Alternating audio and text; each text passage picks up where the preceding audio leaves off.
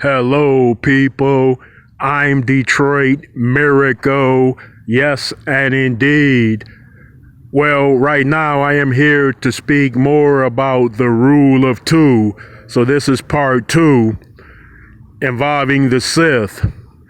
Now, might I add, there are trillions of living creatures in that galaxy spread throughout many thousands of worlds.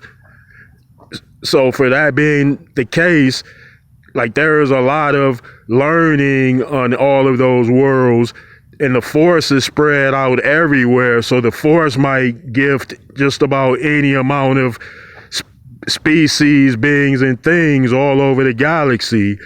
So anybody or anything on any number of those worlds might choose to be a Sith. So there could be millions and billions of Sith, but the rule of two restricts those such numbers. It wants to keep them to a minimum of two. But the Sith are at war with the Jedi and with each other.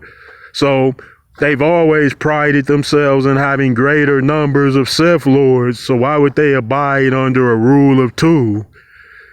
And what about the Brotherhood of Sith, in which Darth Bane initially entered into, which involved many living Sith around at that time, and I'm sure some of them were very powerful.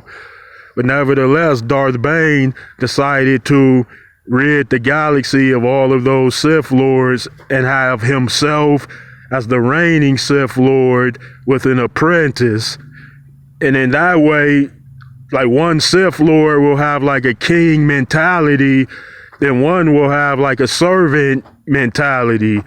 But the servitude could be much rewarding and delightful too, because some forms of servitude are of privileged practices, I suppose.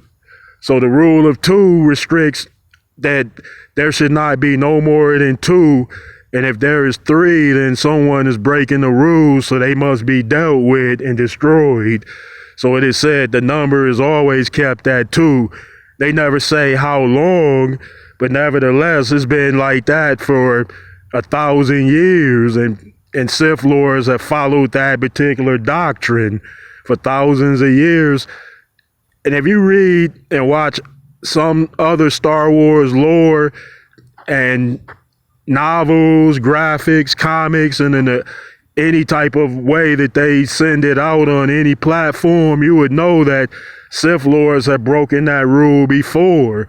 Because on occasions, there's been at least 3 Sith Lords around at all time.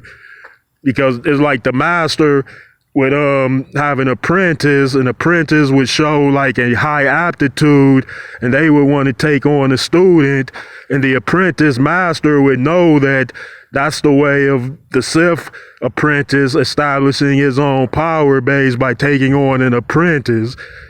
Darth Plagueis fell for that because he was caught slipping. So he went to sleep and he got lit out, with the lightning, the force lightning crushes everything. Why wouldn't they make a movie about that battle? I'm sure fans would have wanted to see that as far as how it went down in the live action. Because what if they would have had it like Plagueis really fought back, but he got caught slipping, so Sidious had to drop on him. Like, we want to see that, that type of film, and that's within the rule of two doctrine as well. Okay, so with the rule of two as well, and along with, it is stated that the Sith will rule the galaxy through that particular conveyance, being that of a master and an apprentice. They will preside over the galaxy and have absolute control, and henceforth Darth Sidious and Darth Vader. So it proved that it worked. That rule of two worked because Sidious finally took over and eradicated the Jedi, but it only lasted a little bit over 20 something years, maybe 24 years if you count the years up. So it didn't last thousands of years or hundreds of years. It didn't even last 100 years. So it was short-lived. So that's another way to prove that or it is a high indicator that the rule of two is flawed, but everybody has their own opinion and reasoning of it. Okay, folks, stay tuned for part 3. And I'd appreciate it if you give me those likes, comments, and please subscribe to me, Detroit Miracle. Thank you.